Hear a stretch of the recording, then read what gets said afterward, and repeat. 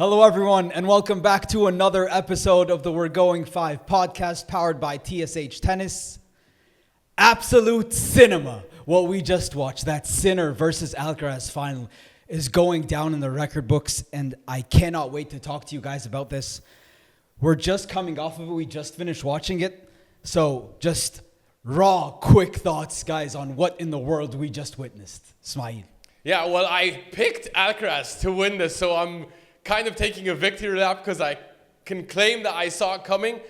I did tell you guys this was going to be a five-set battle, a bloodbath, but never with this drama. This was way beyond it. Absolutely delivered on a fantastic final. How in the world did Alcaraz turn this match around?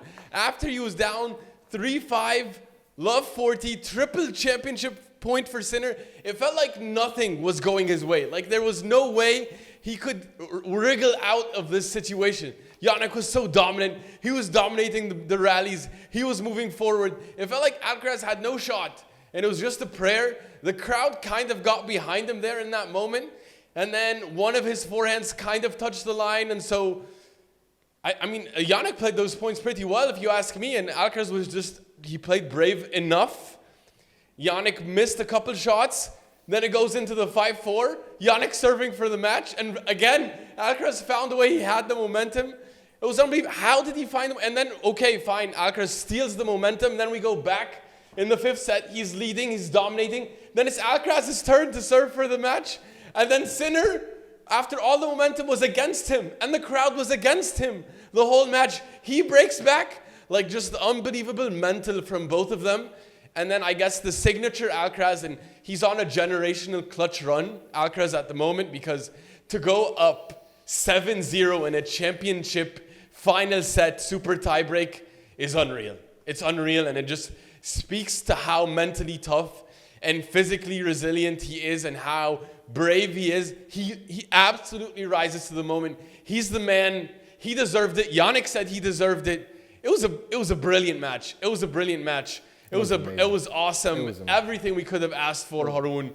What did you think? Yeah, it was insane, man. It was insane. Like you're saying, he had 3 championship points. I'm like, awesome. My pick is coming. I'm so happy. It's so close. Like, it's Jannik Sinner. Like, how can he blow this? How can you take away 3 championship points from Jannik Sinner? Alcaraz is just Alcaraz. It's insane. Like, I'm not upset, by the way. I'm not upset, and I don't think Sinner even blew it. No, we can't be upset when you have an amazing final like this. You shouldn't be upset. It's a gift. We got one of the comments on the post when we did the who you got, like when we asked, okay, do you guys have Alcaraz and Sinner? Somebody commented, I just want a great match. I just want something to entertain me, something nice, and they got what they wanted. Their dream came true. It was an amazing final. Like, we're watching it, I'm like, what in the world is this? Amazing shot after amazing shot, and they're both at an insane level. Like, Alcaraz is pulling out insane magic, like redlining shots, shuffle on his back foot, cross court, and drop shots on his back foot on insane rallies, and then Sinner's also coming up with insane shots as well himself. It's not only magic from Alcaraz. Sinner's coming up with insane stuff. He's backing it up. He's also clutch. So it was awesome. Like, it was really, really awesome. And just when he thought, okay, all the momentum is going to Alcaraz is coming back. 2 sets from two sets down. Finally, he's gonna break his curse from 0-8 coming down from 2 sets to love, best of 5 matches. But then Sinner's like, okay, no, pump the brakes here. I'm not going to let you take it so easily. He breaks back in that insane, when Alcaraz was serving for it. I'm like, oh wow, okay, Sinner's here. At least I'm going to get my pick. It did happen in 4. But that was insane. Like, I think this might be one of the best matches we've ever seen in recent history. It was definitely amazing. It's Big 3-esque. It's a legendary match. I don't think you can tell the history of tennis without this. I think this has to be there. It was an insane match, and now, yeah, the tennis is in insane hands.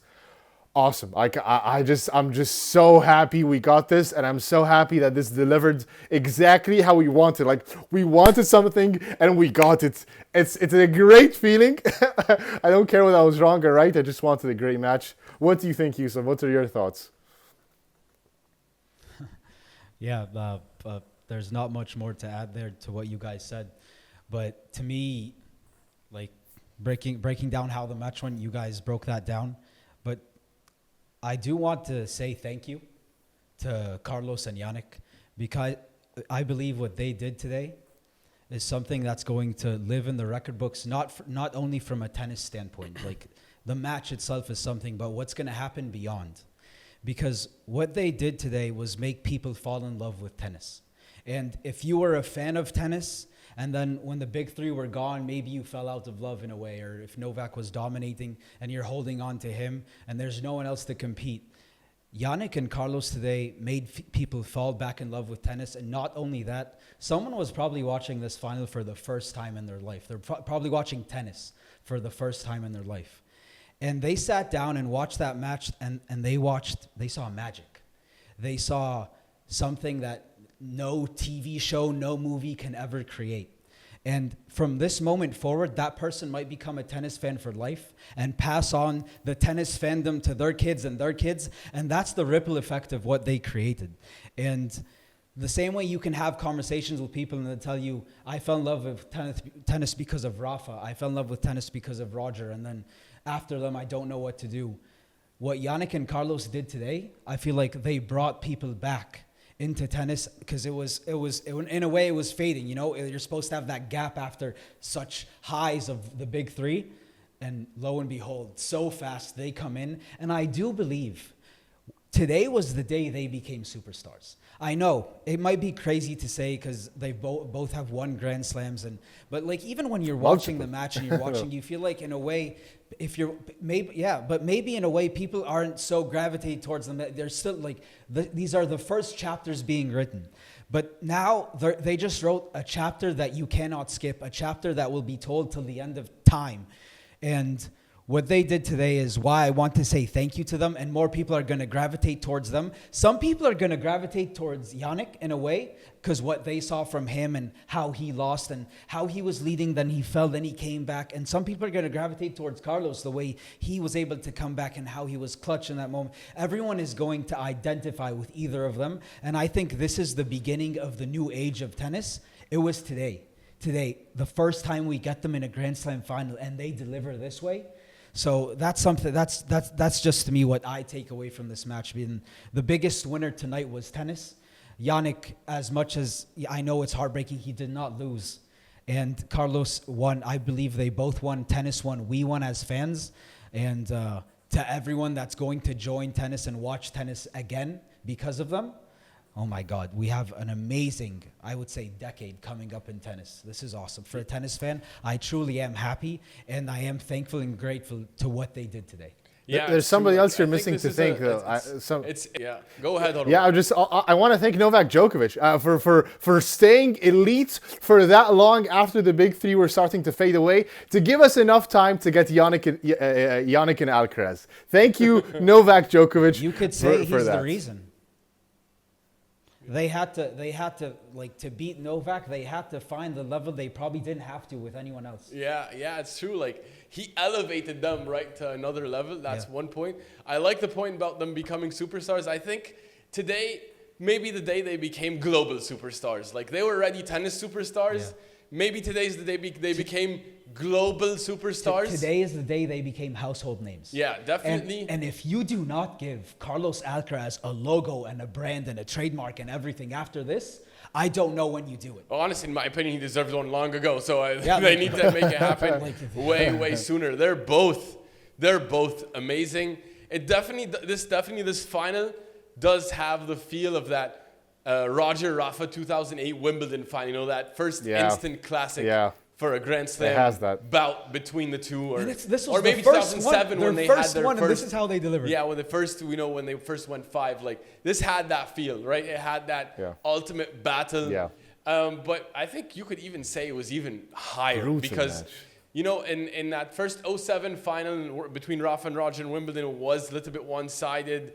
Still, even if it went 5, it was more straightforward. Like, this match it came down to the absolute Remember the wire. first game? How long that first game went? Like, that was a sign, huh? Yeah, the way it started and the way it ended was magical. Like a 12+ minutes first game. Championship super tiebreak.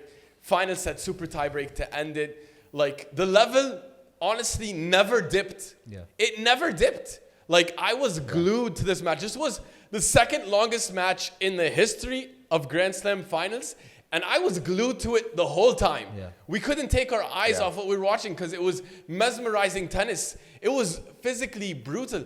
In that fifth set, the first game, Alcaraz ended the game on a drop shot. Sinner ran and sprinted, and he got it. He came up. What I thought that he was cramping, and then even analysts on TV said, "Yeah, we thought he was cramping." Did it look like he cramped for any second for the rest of the match? They are warriors. He looked like they had nothing. Alcaraz, after the match, said that he was cramping. Yeah. And you saw him in one of the changeovers. He was drinking the pickle juice, right? He went took that small bottle, whatever that cramp juice is. It was a physical war. They were both cramping and going through absolute pain. And the level never dipped. We've seen Grand Slam finals where the level goes down, right? In between. Yeah. Even the last time they played, remember, like, it wasn't a great match because they would both alternate in terms of playing well, playing not well.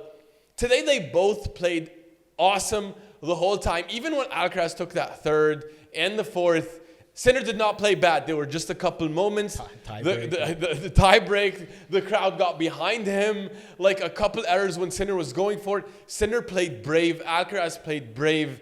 They both played the way they needed to play. Remember when we were talking about we've never seen a match where they both played to their peaks? Yeah, oh my God. This match, what an amazing time for both of them to peak in a match.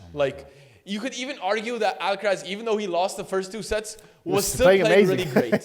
He did not play that bad. He played very good. It was not like a low level. Yeah. That was an amazing match. 5 sets of brutally physical, tactical, genius tennis. Yeah. It was magnificent what they were both coming up with. Like, it was unheard of what's going on. The way Sinner, after losing all the momentum, broke back at 5-4 down in that 5th set, for me, it was iconic. Like, when you have, I can't even fathom the emotions. You have 3 championship points. You're on the brink of lifting Roland Garros, finally getting a win against Sinner. And then the disappointment against Alcaraz. And then you have that disappointment, that letdown. And then all the momentum is with Alcaraz from the start of that 5th set. Yeah. Yet he mustered the strength and the resilience. He's like, no, I'm not. He didn't let the match go. He didn't give any free points. None. He didn't. None. He didn't give anything away. You would think the conclusion would be after dropping those, like, oh, his level is going to dip. But, maybe he didn't have the body language to support, but the tennis was there. The body language shifted in the end. To me, I didn't even feel much of a change though in body language. But maybe I wanted him to win actually this match, and because I don't want to see 5-0 at the head to head in the last 5 meetings. So you picked Sinner, and also I picked Sinner, but. When he ran for that drop shot at that 5-4 game, and like that it's over, right? Yeah. But he did not give up. But that shows you, in so many different instances in life, it's about doing that extra 1%. And whether it's when you're doing sprints and suicides, whether you touch the line or not, whether you're doing anything and you don't do it 100%. This was an example of Jannik going 100% and fighting to the last second, and he delivered. He was able to get back and got that break because I think Alcaraz didn't think he was going to reach that, but he did. Nobody in the stadium or the world thought he was going to reach that. Just so many different examples. Like, if we can go back and watch this match, we can take so many tidbits and see examples of things you can use in your everyday life and just to motivate and inspire people. I absolutely loved it, and can we just touch on the history that was made today from Alcaraz? Amazing history, of course. Yeah. But before that, this is another point that I do want to bring up. And last time when we made the preview for the final, how we talked about how clutch Carlos Alcaraz is. Like, If you watch it, like if when we were talking about Djokovic, when Djokovic Sinner, and we said if there was anyone else on the other side, probably Novak wins that match. Yeah. Like when it comes to clutchness, you can't say other like that Jannik, for example, in that final set, like he choked in the super tiebreak. No. Carlos Alcaraz played won the tiebreak. The most perfect 10 points of tennis He won. you can play. He won those first 7 points. Yeah. So I don't think, was there any errors in that first 7 points? I think it was winners. It was it was punishing tennis by Alcaraz. To go 7-0 in a final set championship, super tiebreak, it speaks to what in the world is going on with his mental. They call him, like everyone's calling Alcaraz an artist and he's a magician. He's a mental giant. It's unbelievable. But, also just, I want to give also to be absolutely fair, Sinner for me, today for me showed me how he's the king of bouncing back. Like the number of times. Remember that first set? We did not think he was going to win. I did not think he was going to win that first set. He was down break points like crazy in that first set. Unreal. I think Alcaraz had maybe 7 in the first 3 games. Down a break. And he kept holding. He won that set 6-4. How? I don't know how he won that first set. So solid. He absolutely stole that first set because of mental resilience. Pure mental resilience. And I think that's what got to Alcaraz in the beginning. He's like, oh, what can I do? Like, I'm in his every service game. I'm in it. I'm about to take every game. And then he's like, I think it got him. And that's why the beginning of the second set, he had a little bit of a letdown. Like, because what are you supposed to do? Sinner was playing amazing. And he's so resilient. And then, of course, we just mentioned it. The resilience to come back in the fifth. Yeah. He had no business. After he was down 2-love, I thought this might be a 6-2. Honestly, I was like, this final set might go 6-2. Because even after Alcaraz was up a break, the crowd was also with Alcaraz. I think Sinner had many chances to just lie down. So he's the king of bouncing back. He said that he's not going to sleep well tonight after this loss. But I'm not worried about him actually at all. I guys. love I that. think he's gonna bounce back so well. I love that. He was going against the crowd after those first 2 sets, which was, I think, it's crazy to say, but it's like maybe it's better not to go up 2 sets to love against Alcaraz.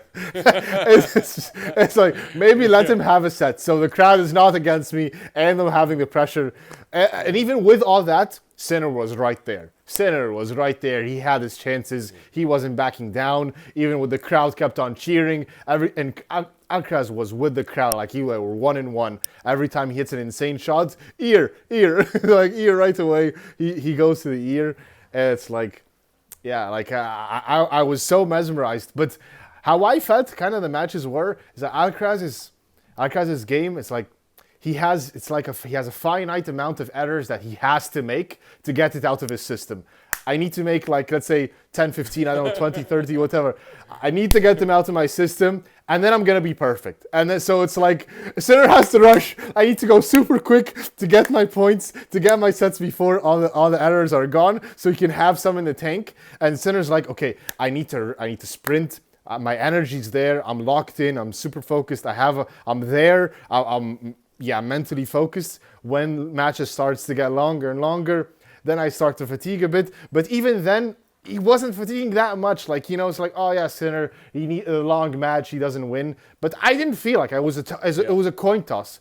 But that's what I felt maybe with Alcaraz. Okay, Alcaraz now, he got it out of the way. When time passes, he starts to feel more comfortable. He starts to feel with the crowd a bit more. He starts to experiment now because he experiments. Okay, I'm trying this, I'm trying that. Okay, Sinner's, he's hitting back my cross-court shots. I'm hitting for winners. Okay, he's hitting them back with winners or something. Okay, my down-the-line shots, my drop shots, how are they working? My second serve when I go out wide or whatever, serve +1, or I'm going to the volley, how is he reacting? And pushing and pushing and pushing until, the errors for Sinner starts to increase a bit. And then I guess that's how I see their games. But I wasn't worried about the match going longer for Sinner. But also, on that point, just Haroon, I think Alcaraz was more nervous than Sinner to start I think the so, match. yeah. I think so. Or at least in that first set. I think so. I think that's why we saw more errors. He cleaned up the errors, it felt like, as the match went along, right? And then, especially in the last 3 sets, it looked like in the last 2 especially, the forehand was really clicking much better. Yeah, like I'm listening to you guys speak, and then I'm like you're taking me back to watching the match, and while each of you were talking, I'm remembering the points, and we just watched one of the greatest matches ever. It was awesome. It was an instant classic. It was a classic. It's top. It's there. Like it's I'm gonna remember this match, and where I watched, and like, I remember when we were watching. We were all in the office together watching this match. I think we're all gonna remember this in some sort of way, and we're never gonna tell the story of tennis because maybe in 15 years' time we're talking about these guys as legends. And this was we got to see their first Grand Slam match live from first point to last point. It's an absolute privilege. It was an absolute privilege to watch them play today. It was amazing, and the level was insane. It was so tactical. It was genius. It was physical. It was mental. It was everything in between. Yeah. It was everything in between. So much drama in this match. So much drama in this match. But we drama, grit, tenacity. Move on or talk about anything, guys. This can we just talk about the most stressed out person during this match? 100%. It was Sinner's mom. Sinner's mom. 100%. Sinner's mom was going through it, and I wanted Jannik to win because I picked him to win. But seeing his mom, I'm like, do it for mama. You have to win for mama. Like all the emotions that we want to see from Sinner, we saw it from his mom today. She was going through it.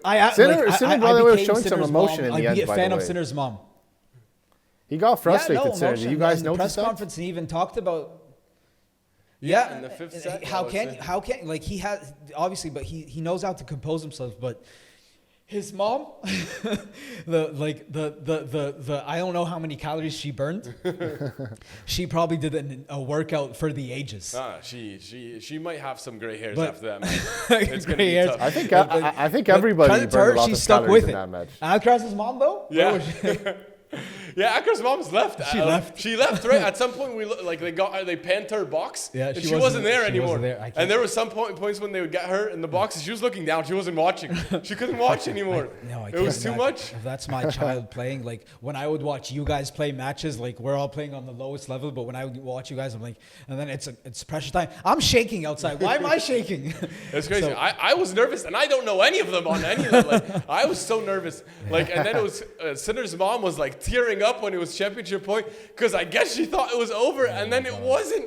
It wasn't. She had tears of joy that turned into, I guess, just pure sadness for her son at the end of this match. Like, it's really the wild contrast of emotions, the roller coaster that everyone went through. I think they were going through it, but fans in the crowd were going through it. Oh my! Like I can imagine, really. Like I'm going back to that point. People were there because Roland Garros final, for example. Maybe I'm invited to come watch this match. Oh, these are the two best players. Come watch. And people left that stadium just like they were hypnotized.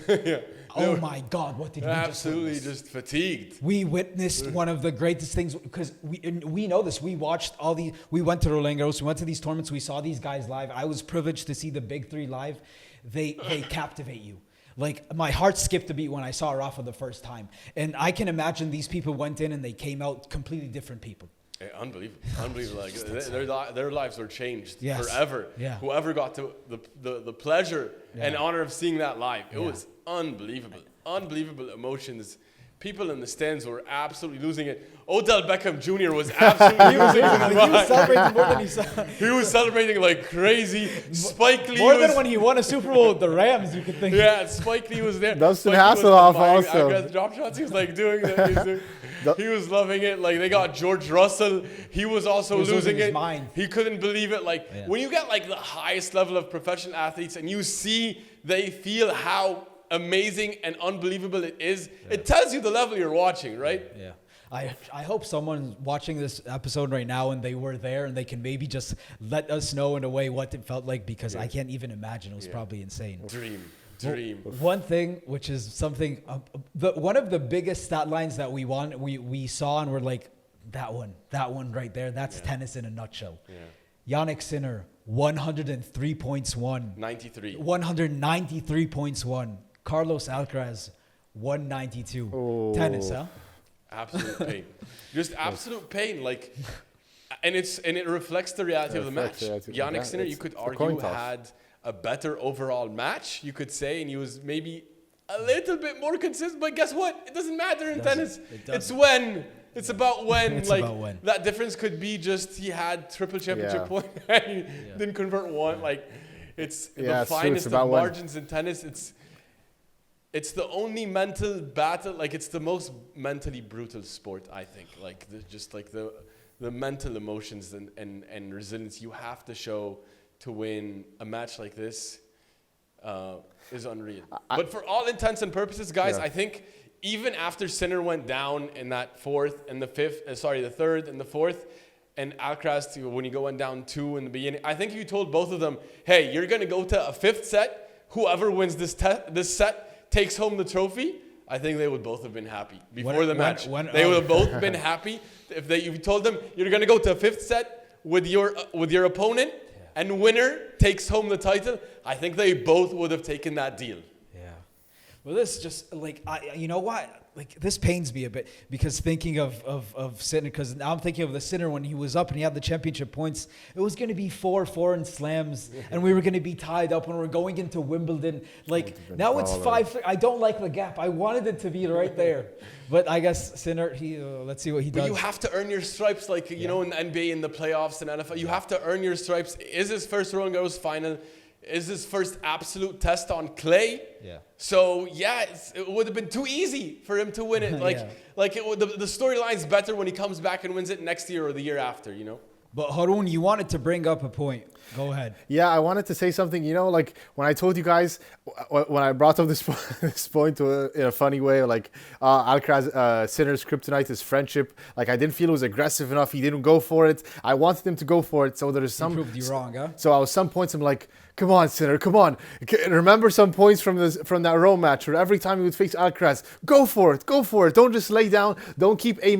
Go to A. Like raise up your level. And he was there. Like I was like, and he was there, and he was taking it to him, and he was coming up with some insane shots, and like that insane that drop shot that Alcaraz hit, and Sinner went and got that last second. That was insane. That was like. There's my boy. There's an alpha. There's somebody that's raising their level, and I was loving it. So I was like, Sinner, he did elevate his game, but I think he still needs to elevate it a bit more. Like I think he went into that match, okay, like I'm going to play my game, and I'm going to see my game, how is it going to go, and it was going really well. But I think that he needs to add some flavor. I think the battle of the philosophies of the magic versus machine, Alcaraz has proven he can beat the machine. So you're going to need to add some magic there. It can't be barely. This was 1 point away from being one of the most dominant Grand Slam title runs we've ever seen. Yeah. That's true. But that it wasn't though. Very hard to say what you're saying right now. But it wasn't though. Yeah, it wasn't though. But so you can't say so because of 1 point you're gonna say his philosophy and style of play and everything doesn't work. You could say his worst surface. No, I'm not saying his philosophy doesn't work, but I'm saying his philosophy is like he needs to add some spice, just little bit different. Like you know, okay, fine.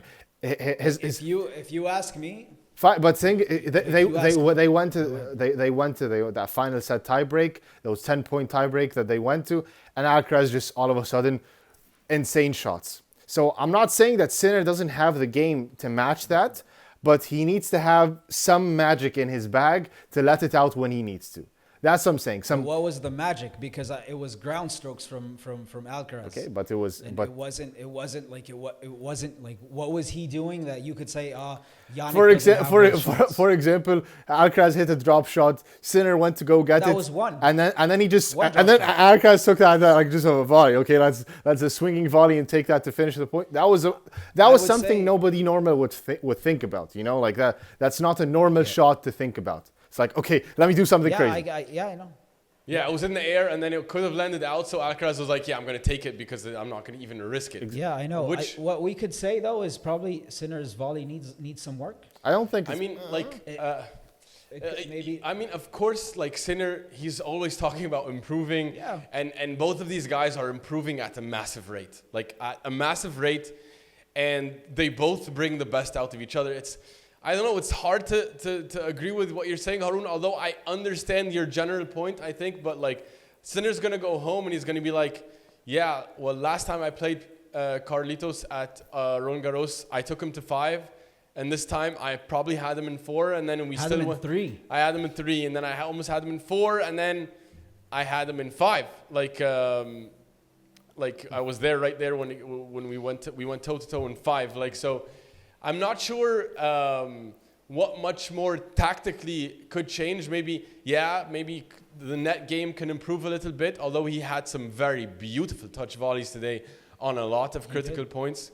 Maybe his forward net game creativity is going to improve. 100% is going to improve. I refer to also like Nadal when he was talking about his matchups with Djokovic. He was saying like against Federer, he knew his tactics. Like he knew what he had to do. He had to open the court by going to Federer's backhand and like trying to get that matchup. But with Djokovic, he didn't know what. It depends on the day. Like. He had to play great. Yeah, he didn't know he had to play amazing. Yeah, he had to be great. He had to play amazing tennis against Djokovic. He doesn't know. It doesn't come down to one specific. Yeah, it's not one specific tactic. So I think I think this is the same right now between Sinner and Alcaraz, where there's no specific tactic. It's kind of what's happening on that day. Today, maybe you could say Sinner was owning the forehand to forehand rallies. Oh, he was owning it. Yeah. He was dominating the cross-court rallies. So maybe try to get more of that today. Like the backhand rallies were not going so much in his favor. Maybe like the drop shots weren't working. Like they weren't working for Alcaraz. He had to abandon them until the 5th set, where it was probably time because Sinner's a bit more fatigued. Maybe it was a bit windy. I don't know. But the drop shots were not working for him in the beginning. Yeah. So I really think it's a match basis in terms of what tactically to do. There are areas in both of their games that are going to improve. I think both of them are going to have a better serve. I think both of them are going to get better attacking. Weirdly to say it, but they're both only going to get better from that, like moving forward. Especially Sinner. I think defensively they're both awesome. Unbelievable defense from both of them today. Like they both all of a sudden can just turn defense into offense. Like all of a sudden you feel like Alcaraz is out of the point, and then boom, some kind of topspin forehand down the line, and it's actually he's right back attacking. So, and because they're so quick, they're so fit, so it's hard to know what tactic. Like if you go back, like if you're in Sinner's corner, Haroon, yeah, but I'm not sure what you can tell him. I'm not saying what tactic how to beat Alcaraz. I don't have too much to tell him. I'm not. There's no tactic I have to give to Sinner. Hey, do this, and then you're gonna win. I'm saying that to add another thing in his bag. To have whenever he needs it. So whenever he needs some more. But what is it? That's what I'm telling you. What is it that you're going to add in his bag? So more serve and volley game. He doesn't use the slice that much. He doesn't change up his speed, his ground stroke speed. Like maybe like he was trying to hit very very hard, a lot of power. Maybe some change up, those cross court, those short cross court shots that die above in the middle of the court. Some working more with the slice. Use more of the drop shot, being creative and doing something that's not predictable, like change of pace. That kind of thing. That's nice to. I like, sorry to cut you off, but that's so nice to say, right? Because now you're asking. I think in a way you're asking him to be someone he's not. No, I'm not asking him to be somebody he's not. I'm asking him to. Because you're asking him to be an artist, for example, like you see from Alcaraz, like you see from Musetti, but like he can add them, sure. But do they need to be a staple in his game? Like yes. Novak, you watch him play. No, I don't think they need to be something. Same that thing he like does. Novak. If you want to call Novak. Yeah, okay. In early his career, he was a machine. But Novak has everything. He can do it all. I agree. He can do every single thing. But that wasn't his game. I agree. But like hindsight's 20/20, and you can say. But I said that before. If he won that match in straights, are you saying this? I think I agree actually with Haroon's point, which is like, I don't even remember if he sliced any backhands, for example, today, Sinner. Sure. Like, and maybe that could have added something like, or like, how Alcaraz throws in like a top spin, like high lob ball. But you're like, it's one of his greatest weapons. Yeah, but like he can integrate those shots I agree. into points, and maybe when you change your pace, like maybe that does something to bother Alcaraz. Well, he did a lot of, for example, he ran down a lot of balls to the forehand wing and did that banana slice shot, and he won multiple points with that nasty banana slice. Yeah. So maybe intentionally incorporating those slicey balls. Alcaraz likes the ball high. Yeah. Well, we can agree that for each of these guys to beat each other, it's going to come down to like the changes you make or the adjustments or the 0.1% that you improve. Yeah. That's what's going to make a difference when they come face each other next. What did Sinner add? And like we might not even notice from the outside. But Alcaraz will know. Like that's different. Yeah, but Sinner will know. If I'm Alcaraz, I know I just need to like if I have already all the tricks up my bag. If I play well, okay, then I can go to toe with Jannik because I know Jannik has. It's straightforward. Say the same? It's straightforward. Jannik is going to be very consistent, very powerful. He's going to hit it to you, and you have to have the consistency to battle with him. So I think it's easy to prepare, for Alcaraz, not easy in general, easy for Alcaraz to prepare for a Sinner game, but it's much harder for Sinner to prepare for Alcaraz game because Sinner, if he doesn't have tricks up his sleeve, I don't think he can hang with Alcaraz. So if you. It's not just okay that I'm gonna go play with a slice, but if I need to play with a slice, I'll play with a slice. So that's the point I'm making. Alcaraz has a lot of things. I agree with that point on which is what's coming from Sinner, you don't necessarily know what's coming from Alcaraz, and it's true. Like it would be nice to see a couple of serve volleys from Sinner just to throw Alcaraz off a bit more. Rublev beat Alcaraz with that way. He beat him with that way. Yeah. A bit more angle, like it's true. Maybe that is something that Sinner can incorporate, maybe to change things up a bit and throw him off. Like maybe that surprise element, it works. Djokovic, for example, he throws in the serve and volley when you least expect it, and it works. There are two different philosophies. They're like, okay, I work on my weaknesses, and I take them from whatever 10% to 20%, or I double down on my strengths. So that's also they're two different approaches. I don't know because they both don't have for me weaknesses. Yeah, it's not weaknesses per se. It's not a weakness. It's just he can incorporate more of something. Why is he not? Like Sinner beats 99% of the tour.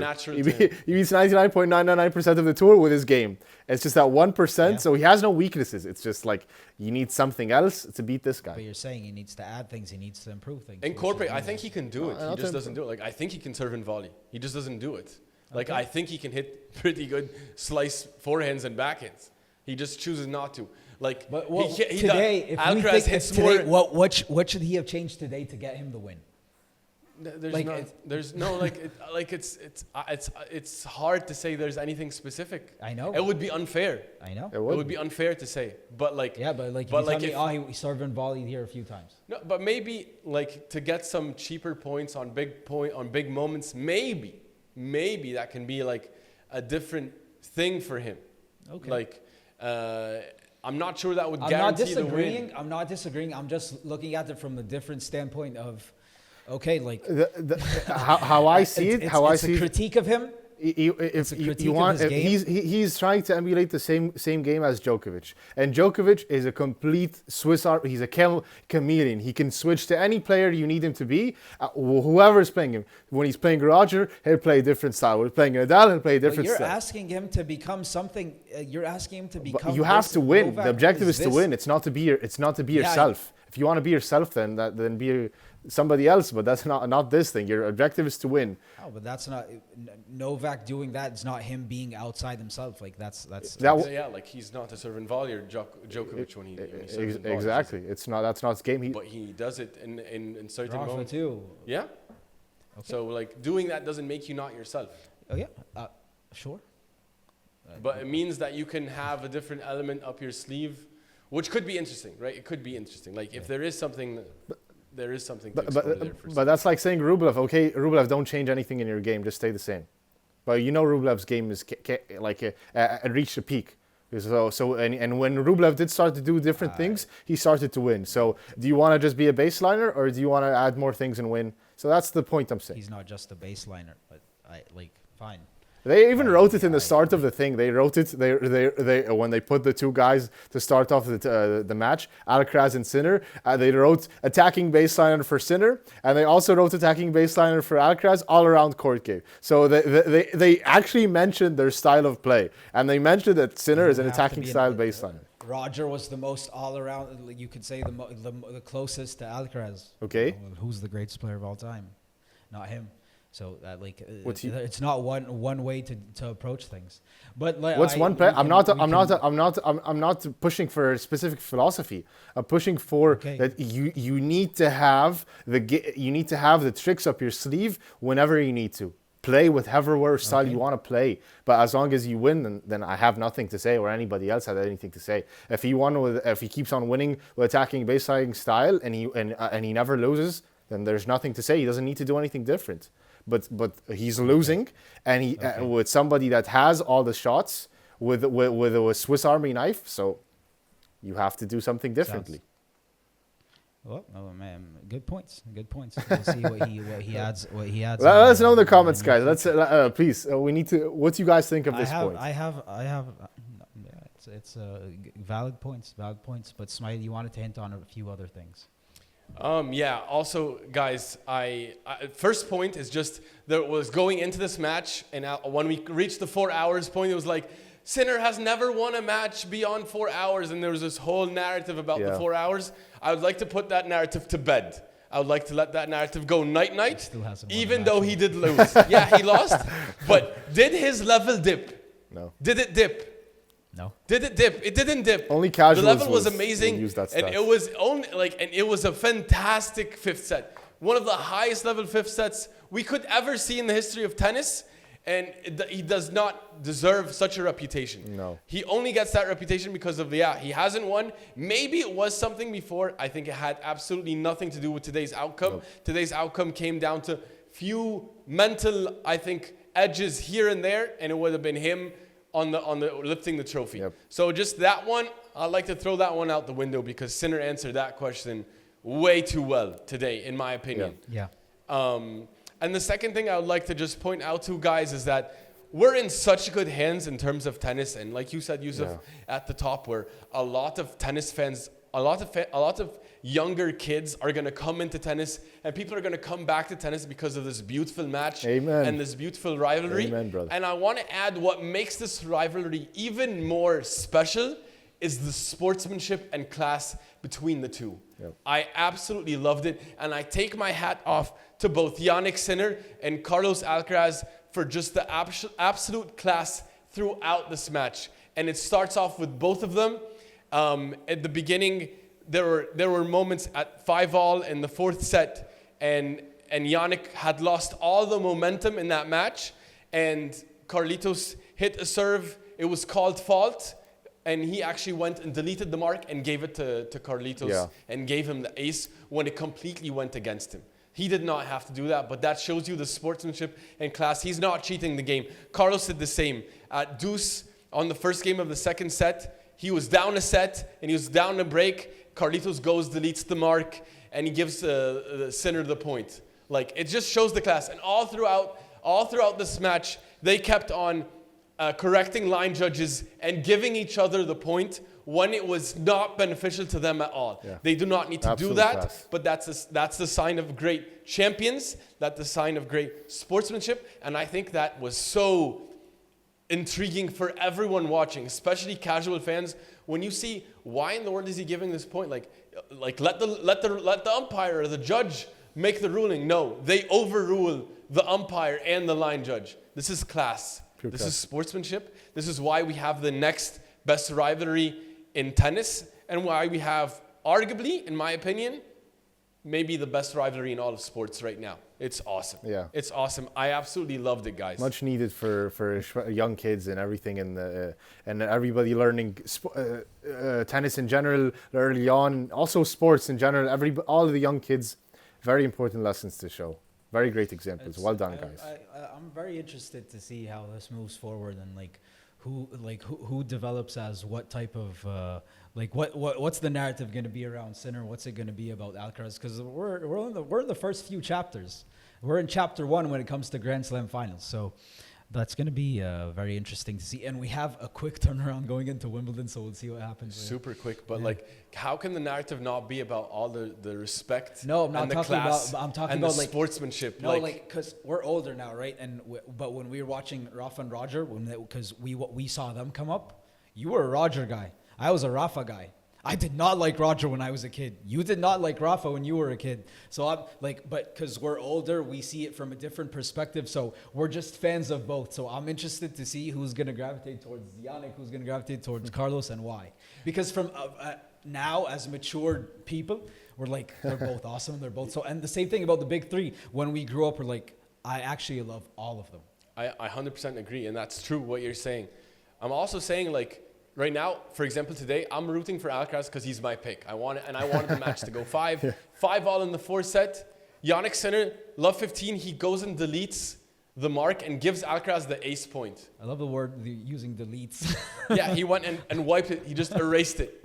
Like if you're an Alcaraz fan and you see Sinner doing that, you can't do anything but respect him in that moment. Like the crowd is with him. The momentum is easy to say. I'm not going against you. It's not about what you're saying is awesome. The sportsmanship, it's amazing. I'm just talking like after you made your points. I'm talking just like in general. Who's gonna go to whose side? Because people are gonna take sides. Yeah, of course. No, there are gonna be sides. But I'm like, also saying, like me, when I was rooting for Alcaraz, like after Sinner did that, I was like, man, if you win it, you deserve it. You know, yes, like but that's it was you. all How about. old are you? Yeah. I'm talking about the younger generation. Yeah, sure. But I think maybe even the younger generations, if they see that, I honestly believe that they're going to gain so much respect for their rival, for the player that they might be against. But you didn't like Rafa. Did you have so much? No, I didn't like Rafa because they weren't like this. They weren't like this. They weren't like this. this. First of all, they weren't like this. Thank you, Haroon. They weren't like that. They weren't this classy. No. On mean face all the time. Mean face all the time. This much of sportsmanship and class in the final battles like this? No. I don't think. No, I never saw this. I'm not gonna say yes or no, but our eyes were different. Outside the court. They are. Outside the court. I never outside the court they were amazing, but I never saw Roger go delete a Rafa mark and give him the point, for example. I can't recall something off the top of my head in those big matches. A moment like that. I'm not saying no. I'm just saying. Like if you're an Alcaraz fan and you see Sinner do that, like you have to gain so much respect. I also think it's such an amazing example to set for younger kids that they should come up respecting their opponent in the game. Yeah, no, yeah, they're for great sure. role models. Like younger kids are gonna want to be so fair. Like if they're gonna want to be so fair. I have pushback there. I want to be like Alcaraz and Sinner. I have pushback there because there's some kids who do not care, and we knew kids when we were growing up. Sure, but this example I think will influence a lot of young I agree with you, Sman, because when I was younger playing tennis, I would see it all the time, and it's actually a joke that we see like reels and memes all the time. Yeah, like everybody like calling things out or in or whatever that on their side of the court. So a lot of these things happen when juniors, when you're playing. And I think I didn't see that when I was younger, so there was nobody to copy. But I think if I was younger seeing that, I think me and everybody else are probably going to be like, yeah, I want to be that guy. I want to be that guy that's going to give you the point even when I'm losing or even when I'm winning, whatever. I agree with you for 100%. I think it's going to be a great example. I do think because you guys have pure hearts and you're classy and you want to remain classy, but I do think that it's thank you. High praise. If I'm trying I would love for that to be true. I just know there are kids out there that all they care about is winning, and who cares how they do it. Yeah, maybe, but I'm telling you, like when the momentum's for Sinner, for Alcaraz, Sinner deletes the mark, gives Alcaraz the point. In the 5th set, Alcaraz deletes the mark, gives Sinner the point.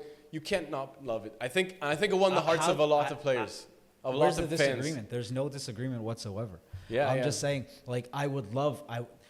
You're again, because you're looking at it from your eyes, and I hope. Let me just say, I hope that people saw what you saw. I hope young kids. And I like the idea that social media could be a good thing, because then you have the option to see it on a clip. Maybe if you didn't see the match, okay, you're going to see it after the fact. And also things like Novak going to help Philippe. I can't remember. I cannot remember how to pronounce his name. But when he was Misolic, helping Philippe Misolic when he fell on the ground, giving him a towel, things like that. You know, like I want to be that kind of guy. Like so that's an opportunity for kids to learn, and I think it's great. So. I hope. Yeah. Well, at least if one or a few people, then that's a good thing. You know. Yes. Yeah. Of course. Yeah. I think it's cool. Let us know what you think in the comments. But in the meantime, guys, this was an amazing comeback. And I want to ask you, Yusuf, was this the greatest comeback in Grand Slam final history that we just saw today? Are people going to accuse us of recency bias? But like, okay, let's go back. Which ones do you think of, in recent memory at least? Do you think of Tsitsipas Djokovic in Roland Garros final? You think of, maybe think of Dominic Thiem, Alexander Zverev, but let's not get into that match. And you can think of probably Rafa coming back against Medvedev. But to me, this one, going up against Jannik Sinner, I would say at the peak of his powers, and I think we could comfortably say his level is higher than whatever Medvedev's was, whatever Tsitsipas's was, whatever Zverev's was. So if you ask me, with what I saw, but I just saw it, I'm coming off it live, the juices are flowing. Yeah. But that was one that if I can't think, I can say I can't think of another. I can't think of another that was like this, coming back from 2 sets to love down, triple championship point against Jannik Sinner, the world number 1, a man who has won everything under the sun over the past year. Oh my God, that was probably the biggest comeback I've ever seen in my life, outside of the 27-3 Patriots beating 28-3 28-3 Patriots beating the Falcons. Other than that, yeah, in sports. Oh, this might be the biggest ever. Ever in sports? Ever? It could be. That's some recency bias, but fine, we'll let it pass. If you can give me other examples. No, like in sports, I think of Liverpool against Barcelona, like when they came back from 3-0. But like, I don't know about sports. But within tennis, Haroon, is this, within Grand Slam final history, is this the greatest Grand Slam final comeback ever? So here's the point I'm gonna make. So for all of the ones that Yusuf just mentioned, that in recent memory, the 5-set battles, the players that were down were objectively the better players and who you expected to win. So Thiem with Zverev, you expected Thiem to win that match. With Djokovic and Tsitsipas, you expected Djokovic to win that match. With Daniil Medvedev and Rafael Nadal, you expected... we also forgot the Sinner over Medvedev also. Again, that one. Sinner over Medvedev. So you expected the better player to win that, and they were the one that were down. This was actually not the case, because Zverev, Sinner and Alcaraz, it's really it's a coin toss. It's a coin toss. It's a coin toss. So I wouldn't consider Alcaraz the objectively better player. He's going up against the world number 1, 3 championship points. He should not win that match. He should not. Absolutely should not. Those other matches with these other guys, like they're legends. Dominic Thiem, Rafael Nadal, Novak Djokovic. These are absolute legends, and they're not in the same status. I think Sinner is much better than they are, and they obviously were number 1 beast. So I do think in recent memory, it's probably the best. It's probably the best right now. I think we're going to have to dig a little bit deeper and see other 5-set battles and go down that road. But at least in recent memory, going down to that, maybe that earliest as Zverev and Thiem, probably. It was an amazing battle. Like, it's an absolute brutal bloodbath. So, yeah, it has to be for me. I can't think of a deeper hole you have to climb out of. Like, is there a deeper hole? Like, it's over. We were like 2 love down. We were done. We were preparing posts and preparing championship posts and everything. Jannik Sinner won this match, and so like this was over. This was done and dusted with. Yeah, it was 2 sets down and breakdown in third. You cursed him. You cursed him. You can't have cursed him. 5-3. Love 40. 3, I know it's not on serve, but 3 champion, like it's a love. If you told me like it was a 15-40 or if it was a 30-40, I'd tell you, okay, maybe you have something there. But that's love 40. That means Alcaraz had to win 3 straight points. Yeah, against Sinner, who was having the best return performance maybe of the tournament. He was seeing the ball so well. Like, it's really hard to argue against that, guys, because it truly was special. Yeah, Haroon, I think I also generally agree with your point, because it's true that the better players were the ones that were down. You could make that case, though, again, here. Defending champion. Because he's a defending champion. He's 4-0 against him. 4-0 and The against past him 4 recently, meetings. so he just beat him in Rome. Yeah. It's not clear though. it's It's not fashion. clear. Yeah, so you could make the argument. make the I don't argument, mean you but- picked Sinner, so we can't say that. I'm saying you could make the argument, but I like the point you made, Yusuf, which is was there a bigger hole? Like, I loved the Djokovic comeback against Tsitsipas because he just beat Rafa, the tank was drained, and Tsitsipas at the time was maybe the second best clay courter, you could say, after Rafa, or like he was at least top 3, like, so Yeah. it was a huge monumental task. Guys, I also really loved the Rafa comeback against Mehdi. Yeah. It was also But iconic comeback. That was because of the storyline, wasn't it? But it wasn't the same. Like, he was down a break. He was down 2-1. That's completely different than 5-3 love 40 down. Yeah, They didn't go match points down, right? This one is shot, 4-6. one shot away. 4-6. One shot away. 4-6, 6-7, like 6-4, One. 7-6, Yeah. 7-6. Yeah, Like true. that. That's a 3-7-6 imagine- sets. Come on, Can you man. imagine? Like, he gets 3 chances. You're giving probably the cleanest hitter of the ball we have in the world, and maybe you could, at some point, say ever. He has 3 chances to redline and make one. Yeah. And he almost did, huh? He just missed by That first one, that first one, forehand. the first forehand, and then he Then had another one. Alcaraz, honestly, in the next 2 points, he was. And also, none of them, won those points. none of them were going, today, going against a multiple Grand Slam champion. So also, Sinner was a multiple Grand Slam champion as well. So he knows how to win. He knows how to win these tough matches. True. And he's come back. And he's come back from the 2 sets to love down thing. So Yeah. like, you're talking about a man who's done everything you can do in a Grand Slam final. Yeah. And yeah, it's true. You can make good points. Biggest hole, world number 1, triple match point down. And Alcaraz had never done it to come back from 2 sets before. So he had to do something impossible against the most impossible man to do it against in an impossible situation. Yeah. Yeah. You didn't answer the question yet. Yeah, I think you guys have convinced me. You weren't convinced. No, because I was really a fan of the Djokovic and the Nadal comebacks. For me, they were huge. I think they were They were huge awesome. because of who they are, not because of how. Yeah, they're also legends and titans. It's hard Would for you call them for the like, great? You would say that's the greatest comeback. No, yeah, because also Tsitsipas, they had never closed out the slam. The Medvedev Rafa one had- was probably it till today. Yeah, The Rafa one over Mehdi in Australia, that was it till today.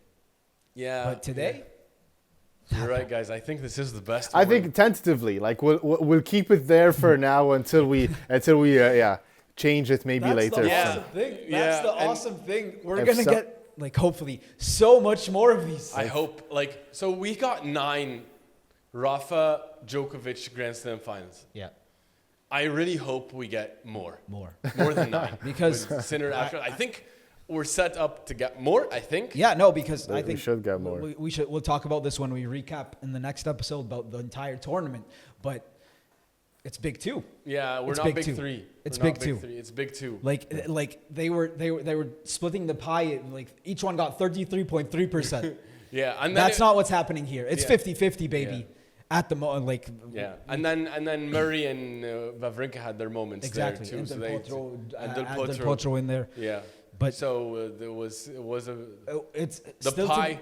We're gonna see what does Draper evolve into. I like Shelton. What's he gonna evolve into? I love what Shelton's doing. Fonseca. Sasha gonna flip. Menchik. Is Sasha gonna flip that switch? Menchik. Like, we have guys coming, but Nicholson, obviously at the moment you Martian. can't say anyone's there. At the Like, moment, it's a hard 2. Yeah. It's a hard 2. Yeah, it's by far. And by it's far. dominant. The last 6 slams, guys, it's been all Sinner Alcaraz. Sinner has won the last 3 slams on hard. Alcaraz has won the last 3 slams on all the other surfaces. It's beautiful. Yeah. It's beautiful. It's yin yang. It's fire and ice.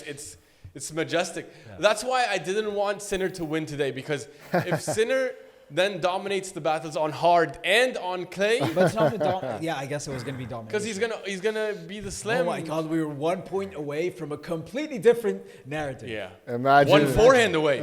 One shot away. Sports. Man. Like Sports. Sinner had he just like the forehand down the line on that one of those match points, if it like just a couple centimeters closer, and he's the champion. Alcaraz snuck his sports. U.S. Open hard. This is peak sports.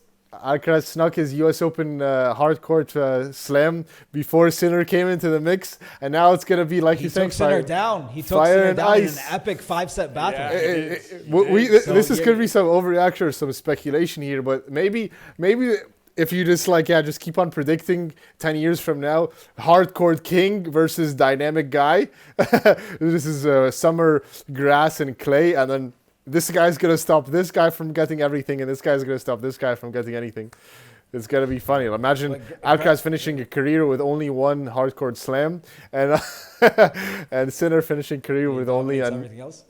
We'll see. We're moving on to Wimbledon. TSH Jimmy thinks that Sinner is going to dominate Wimbledon, so we're going to see what happens there. You know, it would be such a cool storyline because it would mean that Sinner bounced back from this defeat to absolutely just, dominate Wimbledon. Like he doesn't let this heartbreaking loss affect him. I think he has an amazing team around him that's going to be able to pull him out quick. At least I want to believe so. No, I believe so. Because losses like this can hurt you. They can hurt you, but he's also a great champion. Yeah. Not when he won Jannik 3 slams. He has a great mental. My problem is the quick turnaround. Like even Roger, who was one of the greatest champions sport has ever had, that loss to Novak in 2019, it was brutal for him.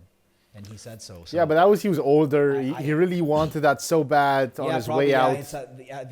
Maybe. Yeah, you have good points. But I expect him to bounce back, but I can't Fed would get crushed in RG, then go win Wimbledon. So true. Yeah, true. But it's not. But Fed had Wimbledon was his backyard, right? But that's not Sinner's backyard. So we'll see the quick turnaround. It's not. Lots but of, he's lots a great of questions grasp. are going to be answered. Lots of questions are going to be answered really quick. About Sinner, about Novak, about Alcaraz, about all these guys. And Sinner should also feel good because he has beaten Alcaraz on grass at Wimbledon before. Exactly. And Alcaraz hasn't beaten him. Yeah. So that's 100% true. We have this triangle of the Djokovic, Sinner, Alcaraz triangle, which on grass is actually completely flipped. Yeah. Like Djokovic has never beaten Alcaraz on grass, and Alcaraz has not beaten Sinner on grass. Djokovic has beaten Sinner also. So everything is flipped. Like on grass, it's like the storylines are absolutely about to be flipped. Yeah. Potentially. Yeah. And the fact that we have Novak back to his best, I cannot wait for Wimbledon. Yeah. Like where Djokovic would have liked to face Alcaraz more than Sinner on clay or on hard, he prefers to not play Alcaraz on grass, and he'd rather play Sinner on grass. And Sinner would rather play Alcaraz on grass than he would Djokovic. It's amazing. It's amazing, the storyline. Yeah. Last thing I want to point out before we move on, the fact that he's halfway towards defending a Channel Slam. Oh my God. Unreal. Absolutely iconic. Let's see what happens, but he's doing things that really are historic. He's iconic, man. Only 6 guys have even won the Channel Slam, and he might go back to back. Yeah, like I told you guys at the beginning of the year, I thought this was Alcaraz's year. Yeah. And in the beginning, I thought it wasn't because it looked for a month and a half, it looked like it wasn't. Yeah. And then he won Amsterdam, Rotterdam, and then he went to the clay, and then he dominated on the clay swing. Not now, but we should in the recap. We get into. He had one of the best clay seasons of all time. Most dominant clay seasons of all time. Yeah, probably. You kept on talking about the dips, Yusuf. You kept on talking about the dips. Yeah. The dips. I don't like the dips. I told you, but then he showed you no dips. He does show dips. But to me, I came to the conclusion I have to love him for who he is, and who he is. Like you said, he needs to do these different things and go for shots to be who he is, and I have accepted that. I've come to, in the beginning, I'm like, no, Carlitos, show me what you showed with Tommy Paul. But that's not him, right? That's not him. He's going to have dips, but he's going to be the magician he is. He's going to be the superstar, the historic, the household name that he has become. Even if I don't care whatever he wants to lose, take 20 losses but win 2 slams, I'm good with that. If I'm in his box, I'm like, wow, amazing, man. Yeah. Do whatever you want. We're going to have to talk about him. We're already... gonna need to talk about him as one of the most clutch players ever. I'm saying, what is this? He's now already in the conversation for most clutch player ever. But you guys also know that. Let's wait. But 5-0 in Grand Slam finals. Only him and Raj Podge has 7. So he is top 4 minimum most clutch player ever right now. He transforms, honestly. Like when we get into That's like another conversation. clutch time, I'm like, yeah, but that's another conversation. But that's a great point, and I do not know if I disagree with you. I probably don't, but I'm gonna say let's see some more. Let's see some more, because there's a guy that has 24 slams. I mean, outside of Djokovic, who of course you can't argue. I think that man is the most clutch player in the history of sports. But I mean, Alcaraz is in the conversation already. Yeah. At 22, he's in the conversation. Yeah. You shouldn't be doing this. I also don't mean to, but I can't help but feel every time we talk about this, when you just look at, because I think of Djokovic, because Djokovic is the one that beat Alcaraz, the past few years, and he finds a way to dominate that insane creativity and magic and height and just smoothness, and Djokovic comes. So when you look at Djokovic's career in an absolute like that, sometimes it's tough to appreciate it for how it is. But then when you see how amazing Alcaraz is against Sinner, who's insane, who's beat Djokovic, and who's showing this insane level, but then Djokovic comes in and beats them. Yeah, it's just I just couldn't help but think about that, and that's just amazing beast goat. Okay, guys, one of my favorite segments that I like to do. We're gonna do a brief one here. We're gonna do a longer one when we recap the entire Roland Garros tournament. But before we go, overreaction or not? So I'm gonna tell you guys something, and you let me know: is it an overreaction? Is it not? First up, Smail. This Alcaraz Sinner Roland Garros final was the best Grand Slam final we've seen in the past 5 years. Overreaction or not? Ooh, that's a great one, because this one was up there, right? We just talked about this one being one of the greatest comebacks, if not the greatest Grand Slam final comeback ever, and it's hard to think of something that can top it. Yep. It's hard for me to think of, I really loved the Alcaraz Djokovic finals. Those were really awesome, really entertaining. In Wimbledon. I really loved 2023 or that one was fantastic, drama, amazing. I loved the Djokovic team final in Australia in 2020. Yeah. That was also really, really close, came down to the wire. Yeah. But I guess. Overreaction or not? No, I guess it's not an overreaction. Okay. It is the best one. Okay. Let me add, it was by far the best Roland Garros final I've ever seen in my life. Yes. Okay, I agree. Haroon, how about you? Yeah, it's tough, because I think the only thing, same thing, Smile. That team won, team in Djokovic was amazing, but still also Djokovic was objectively the better player, and he was going to come back and win. So most people felt that one was coming. But this one, also then the Wimbledon ones, Alcaraz versus Djokovic, twice, that's an unbelievable battles, and just the new versus the past, the legend versus the new legend, who's gonna win? That story is also crazy, and you also don't know. It's a coin flip. Overreaction or not? Yeah, I think I have to say. Okay, I'm gonna say overreaction. I'm gonna take the Djokovic Alcaraz finals in Wimbledon. Those to me were better. Those multiple. Last year's too? Last year's, that's one a straight sets easy win? Okay. That's one of the best finals you've seen in the past 5 years? Okay, no, fine. That one wasn't it, but that's the first final, that was insane. That was the first final Alcaraz played. That to me was crazy. Yeah, it's a fair point, though, because it was kind of like a passing the torch moment. Yeah. Until it wasn't, because Novak dominated after that. Yeah. But I would say this is not an overreaction, just straight up. I might be recency bias. I absolutely love this final. I love the Rafa Medi final in Australia. To me, that was the big one. Obviously the 2023 Novak Alcaraz to me would be number 2. But this one, to have Sinner, Alcaraz, both of them playing tennis, we've only seen from the big 3 of the back and forth. And as you said, Smail, extremely high level from the first point to last point. That Wimbledon 2023, there was a breadstick in there. We didn't have no breadsticks here. Yeah. So to me, not an overreaction. It was the highest level and the greatest comeback. So I guess it deserves it. Yeah.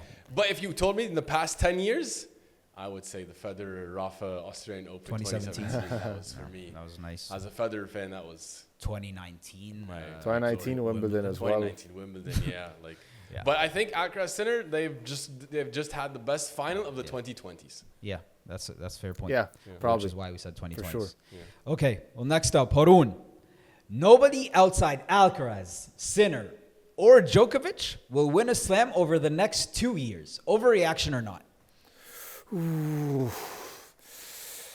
Yeah, it's the next 2 years. Is anybody going to develop? I don't think anybody right now, like any of the top guys right now, are going to win a slam.